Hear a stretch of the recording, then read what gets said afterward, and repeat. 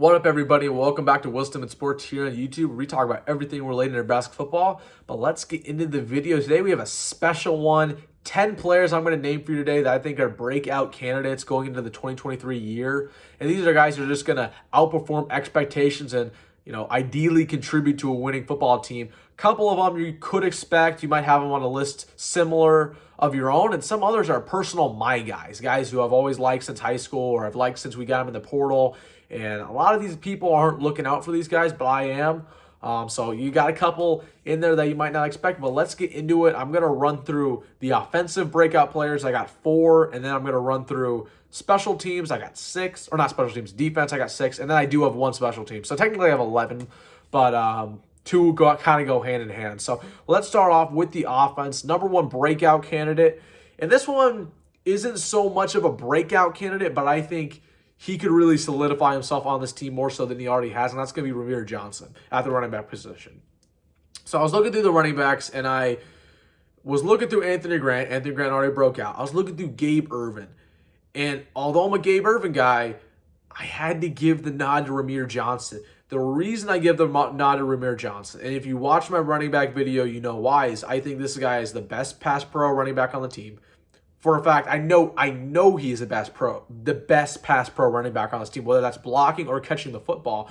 And he was electric when he did, in fact, play last year, even though Frost practically benched him for most of the season, which we still don't know why, whether that was off the field issues or just Scott Frost being bad at his job. But we're talking about a guy who had a really good year in 2021, had about 500 yards with 100 carries and a couple touchdowns, and was also really good in the receiving game, 200 yards receiving that year, to barely playing last year. Didn't really play until the Iowa game where he had 50 yards running on only 12 carries and played really well, and was the reason why we won that football game, was Rahmir Johnson. So you might be saying, oh, Rahmir Johnson's not really a breakout candidate. We already know what he is, but I think Rahmir Johnson, and I still believe this, I think this guy could make an NFL roster. And I don't know if he's ever going to be a guy who makes the 53, but I think this is a guy who could be in the NFL, be on a practice squad and maybe work his way up. I have always been a Rahmir Johnson truther. And for the longest time, Scott Frost didn't utilize him correctly. Right? This guy is not an every down running back. And I know a lot of Nebraska fans are always like, well, we need that bell cow. We need somebody to run the ball every single snap. That is not Rahmir Johnson. You can have running backs who don't run the football every snap and still be a successful offense. Heck, I know a lot of Nebraska fans are Kansas City fans, right? Kansas City at running back by committee, they had about 3 running backs last year. And I always forget, Jerick McKinnon. Jerick McKinnon is exactly what I want Rahmir Johnson to be. Jerick McKinnon was a stud last year for the Chiefs. He was their best pass pro running back. He would always come in on thirds down, and he was, lightning quick and can make plays on his feet. And this is still a team that had Isaiah Pacheco and Clyde Edwards-Helaire. So I would love to see Nebraska do a running back by committee thing, because I think it can work when you have a successful offense like the Chiefs do. And I know it's apples to oranges, but a lot of Nebraska fans definitely understand the reference, because I know a lot of them are Chiefs fans. But that's what I think Rahmir Johnson can be. So that's my number 1 breakout candidate. I know some people might think Gabe Ervin is more of one, but I think Rahmir Johnson really, you're going to have Anthony Grant as the bell cow, but Rahmir Johnson should be in every third down. This is a guy who last year he was promoted to be the wide back, promoting the fact that he can catch the football better than any other running back on the roster. I don't care how we utilize him. This guy needs to be on the field because he's an athlete. Heck, I wouldn't even mind putting him in the slot, put him in the kind of a Curtis Samuel, Debo Samuel, Curtis Samuel, Debo Samuel type of role. Like you see that in the NFL, they're catching jet sweeps in the backfield. They're also a pass catcher. That's the type of guy I want Rahmir Johnson to be. So that's my first breakout candidate for you. The next one I got, and this is going to come at the wide receiver position, and it's going to be Isaiah Garcia-Castaneda. I also talked to him in my wide receiver video. But this is a dude who we forget was torching, and I mean torching Northwestern when he played last year. I mean, he had 4 catches for 120 yards and a touchdown. He was the first touchdown of the year. He absolutely mossed a DB for Northwestern. He was looking insane. I mean, this is a guy who's 6 foot tall, 190, came from New Mexico State, was only here for 1 year, only played 1 game until he entered the transfer portal, Basically, he had a whole feud. He didn't like when Frost got fired, but he also wasn't a fan of Frost. There's still a lot of smoke behind why he entered the portal. But he came back, Rule got him back, and I think this is huge because this is a guy, kind of a weak wide receiver room, and a lot of people aren't talking about it. I mean, you got the two headline guys, Marcus Washington and Billy Kemp, but other than that, there's really not a lot in this room, and Isaiah Castaneda can really solidify himself as the number one wide receiver 3. I think he's better than Xavier Betts. I just can't get off my mind that Northwestern game and how elite he looked. This is a guy with good speed. He can get those 50-50 balls. He's a good route runner. And he was killing it at New Mexico State when he was over there. This is a no-brainer for me. This is a no-brainer. This is, and I know he's a junior, but he can break out for us. And I know he's already broke out for New Mexico State, but we haven't seen it yet. And a lot of people are sleeping on him. Isaiah Garcia Castaneda is my number 2 at the wide receiver position. Now at tight end. So you basically have 2 names to choose from here. Thomas Fedoti or Reek Gilbert. And I'm only going to choose one of them at the tight end position because there's only one that I think is going to, I don't want to pick 2 of the tight end position. That's the reason why. And I'm going to go with the Reek Gilbert on this one. I'm gonna go with Arik Gilbert, and the reason why I go Arik Gilbert is because, one, I think he has a higher potential than Thomas Fedoni. This is a guy who was generational coming out of high school. This was a generational prospect. I know how much we regard Thomas Fedoni. Thomas Fedoni was not a 5-star. Arik Gilbert was a 5-star, top 10 player in the state of Georgia, or I think he came out of Georgia, but state of in the entire country, he was top 10. He was the first ever tight end to be named Gatorade Player of the Year in high school sports. Let that sink in. There's been so many good tight ends come out of high school sports. He was the only one ever named. This is a dude who is generational. And if that doesn't convince you why, the second one is that he has production in college football. He was playing good ball for LSU until he got injured. He was all SEC freshman. And he got 35 catches for about 400 yards with 2 touchdowns. I mean, he was killing it for LSU for a while. Until, some off-the-field issues and injuries really just plagued him a little bit. To the point where he's going to his 4th year now. And that 2020 year was still his best. But the reason why is just his upside is incredible. His upside is incredible. I truly believe this guy can still be a first-rounder if he shows his potential. They were talking about the most athletically gifted tight end we've probably ever seen in this program.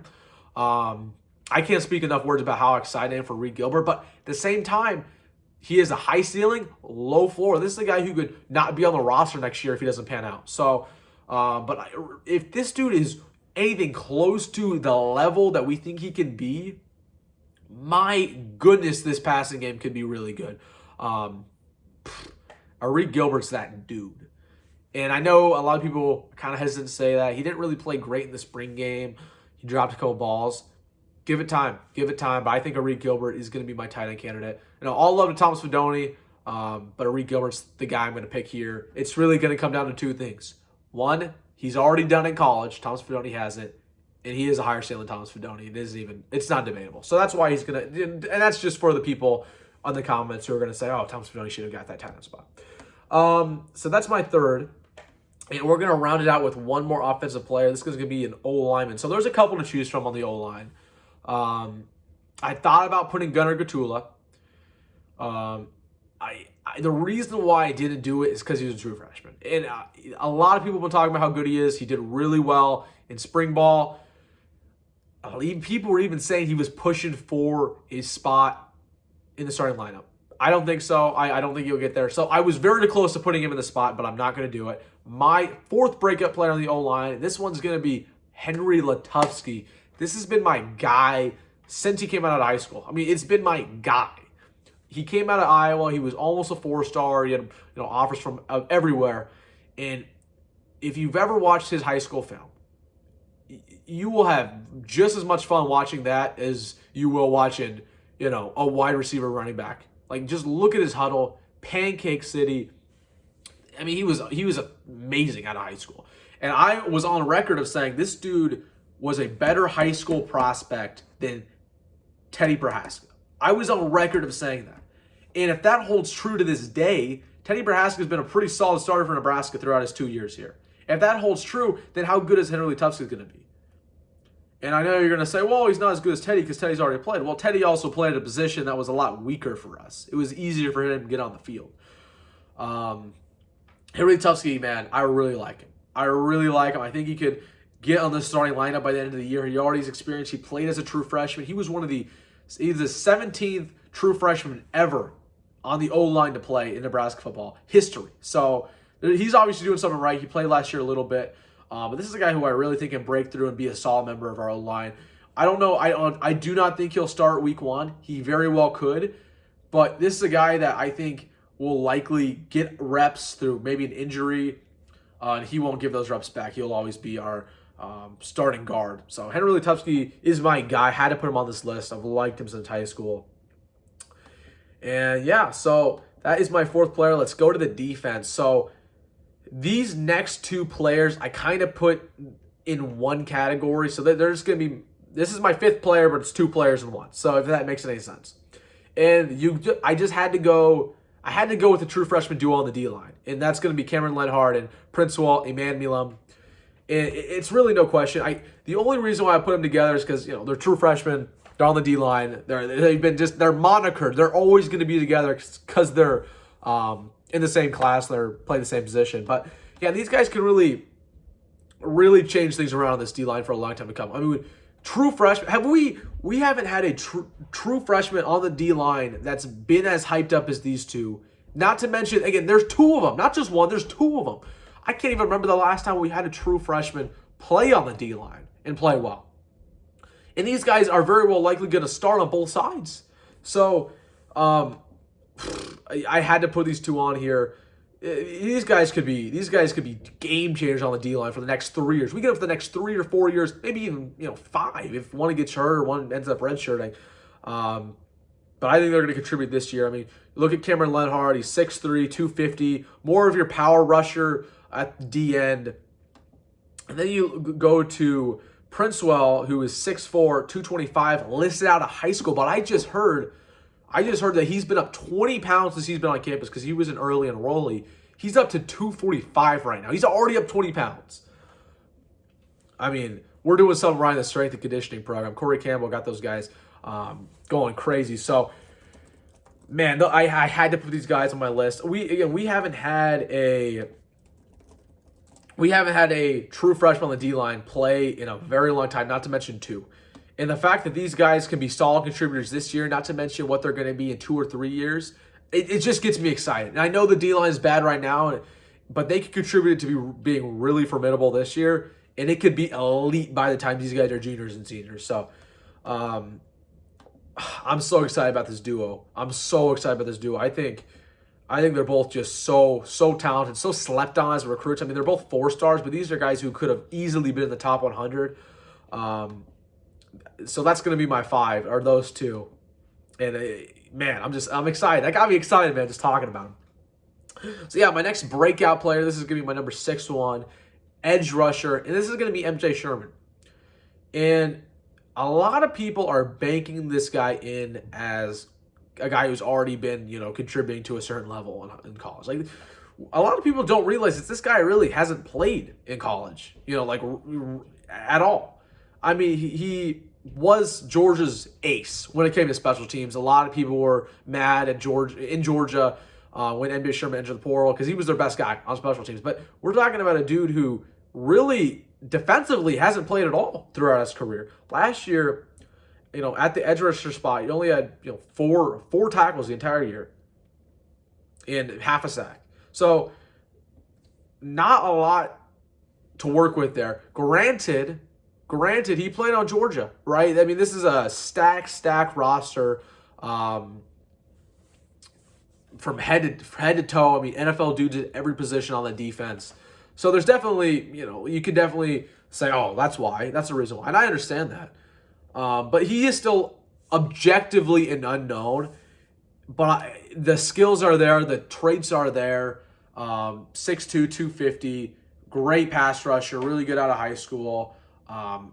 this guy's going to break out and be, in my opinion, one of the best edge rushers in the Big Ten. And I think this is a guy who we could see at the end of the year be on those all Big Ten lists and potentially, hear his name called in the NFL draft.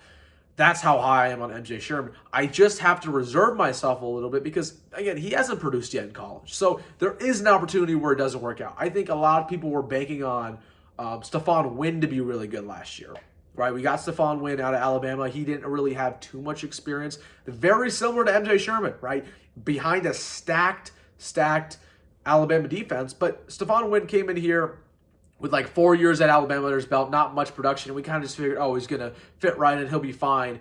And he really didn't. He didn't play that well. He didn't start. And he was off the team this year, went to Ole Miss. So, I'm hoping that doesn't happen to MJ Sherman, but I don't think it will. I think we're going to be in good hands, and that's why I have him in my breakout candidate list because I think he's going to be one of the best players on this defense. So that is going to be my 6th spot, and I'm just going to keep it with the edge rushers. We're going to go to another one because I think this edge rusher unit's really loaded, and I got to go Jamari Butler. Because this is a dude who is going into his 3rd year here already. I mean, it's crazy because time flies, but he only recorded five tackles last year. Looking here on ESPN, or 9 tackles, 1 pass defended, but he was great on special teams. And when he was on the field, we saw flashes.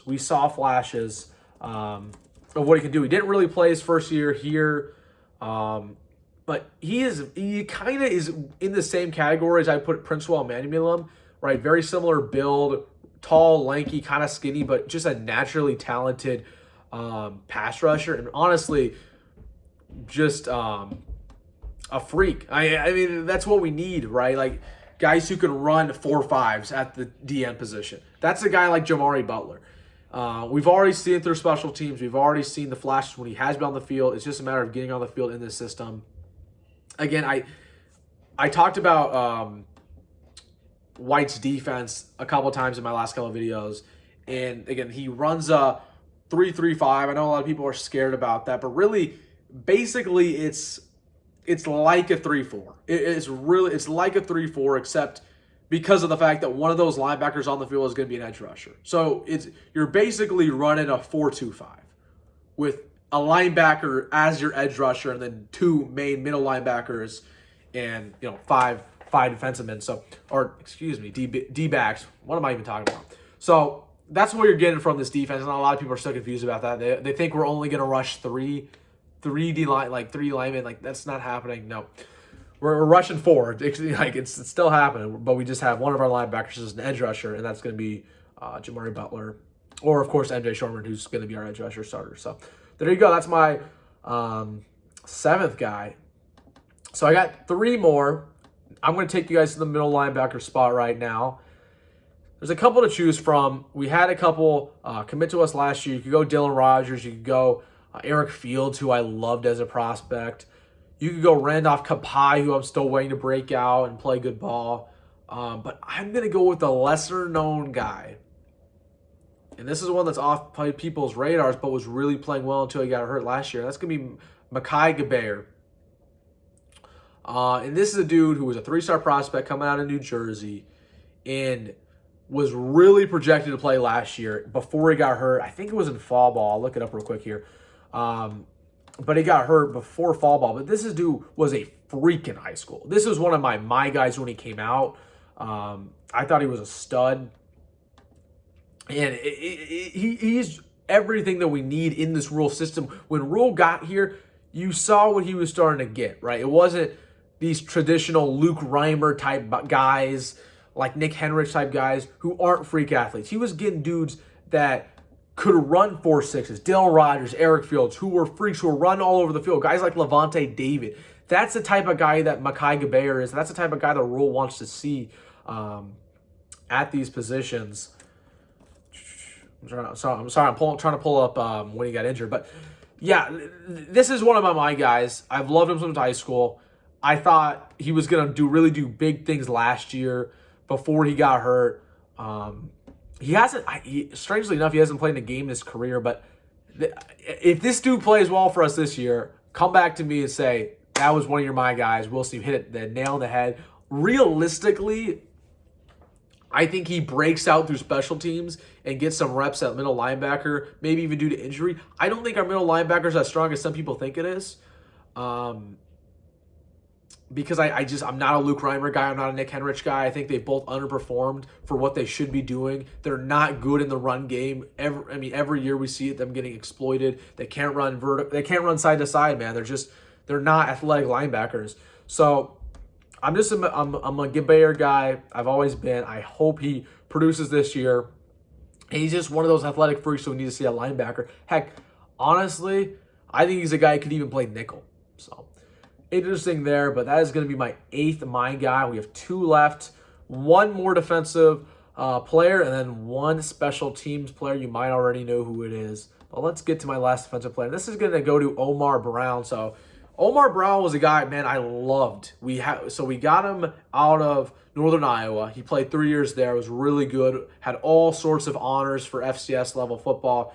Came to Nebraska. I penciled him as a starter at the safety position, and he really didn't play last year. We saw a lot of Marquez Buford. We saw a lot of Miles Farmer. We didn't see a lot of Omar Brown. He still was on the field, but looking at his stats again, he only had 5 tackles, no pass breakups, no sacks, no INTs, any like that, right? This dude wasn't really on the field last year. He played in about every game, but there is a reason why this guy was so highly touted coming out of FCS football. There's a reason why. It's because he's just a ball seeker, right? He's a ball hawk at the safety spot. He's a hard hitter. He can come at you fast. Again, another one of my guys, I just believe in. There's not much to see here on the statistical category. That's why he's going to break out. That's why he's going to break out for us, because he's just a naturally talented player that, 6'1", 200 pounds. He's going to be a senior this year, which is crazy to believe. But, man, I just have so much high hopes for Omar Brown, especially in a stacked secondary. But I could really see him getting playing time. Heck, he can even play. He can even play corner for us. But yeah, I'm just going to roll through the honors for you. So we talked about he played in every single game for us last year. He was never a starter. But let's just roll through the honors he had at FCS football. First team FCS All-American in 2019, right? This is as a true freshman, okay? And that was by Phil Steele, by the way. Third team FCS All-American by AP. FCS defensive, and this is in 2019 again as a true freshman. FCS Defensive Freshman of the Year in 2019. FCS All-America Sophomore Team 2021. FCS First Team All-Missouri Valley Football Conference in 2019. Honorable mention, in the conference a numerous amount of times. National FCS Defensive Player of the Week once. Defensive Player of the Week a couple times more. This dude, so many accolades, especially as a freshman, but really you could see in 2021 he had a lot of accolades. So this is a dude, there's a reason why he got that. He was super good. His tape from Northern Iowa was amazing. Northern Iowa was just an FCS factory, man. They produce a lot of NFL players, and they produce a lot of guys who end up transferring and going to better programs. Omar Brown's a stud. And I think I've been seeing a lot of Omar Brown hype the last couple weeks, finally getting some respect. A lot of people are starting to pencil him as a starter. I think Miles Farmer's position isn't as safe as maybe some people think it is. I think Omar Brown could take it from him. So that's my guy, and I think he's going to break out for us. And the last guy is special teams, and it's going to be Tristan Alvano, who I believe is going to be our starter. And we had Timmy Bleekrode last year, transfer from Furman, and he was okay. He was serviceable. 75% field goal. He was 9 for 12. He missed an extra point. Wasn't good for 50 plus. He was 0 for 1. But really, it's just he missed some big kicks when it mattered. And we weren't really attempting too many kicks.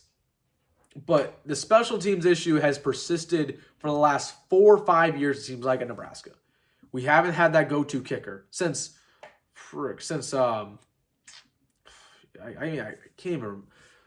Man, it's been a minute since we had a good kicker. I'm thinking of Drew Brown is who I'm thinking of. who was a pretty good kicker for us. But that was our last solid kicker was Drew Brown. But we just kind of we've had the little circus. We're changing kickers every year. We've had a different one. We've had these random walk-ons we've had come through the program, soccer players at kicker. And finally, we have ourselves a guy in Tristan Alvano who lit it up for Westside High School football last year. I mean, he was a stud. He was a bona fide stud. In the state championship game, this dude hit a walk-off field goal. He had about 5 field goals that game. Didn't miss a single one.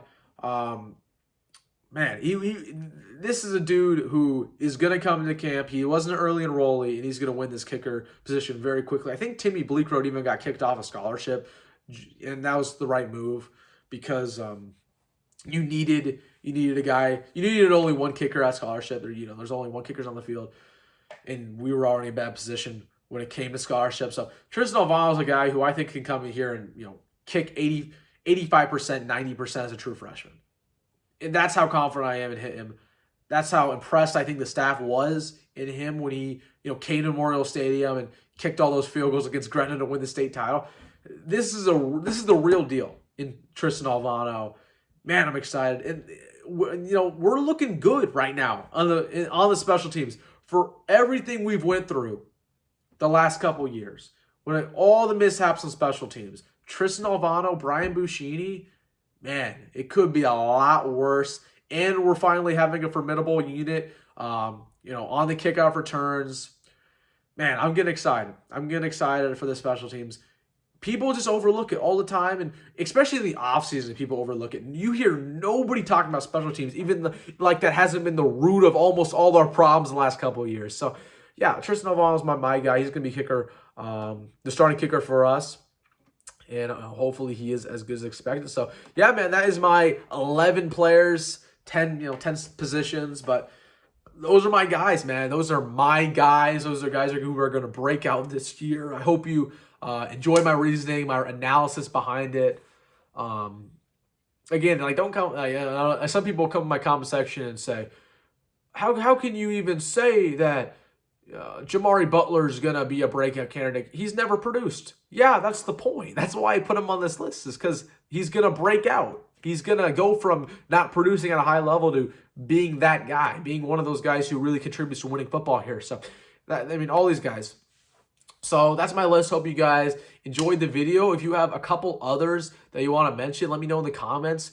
I did have a list of honorable mentions. I can't remember off the top of my head. It's somewhere in my notes on my phone, which I'm recording with right now. So, but I had a couple honorable mentions. I'll have to hit them with you in some future videos. But yeah, that's my 10 players or 11 players. Let me know what you think. If you like the video, please hit the subscribe button. We're on the road to 300. Hopefully we hit it by the end of July. And likes always help me out. Hit the like button if you did, in fact, like the video. So there we go. 28 minutes. Not too bad. But I'll see you guys in the next one. Peace out. Go Big Red.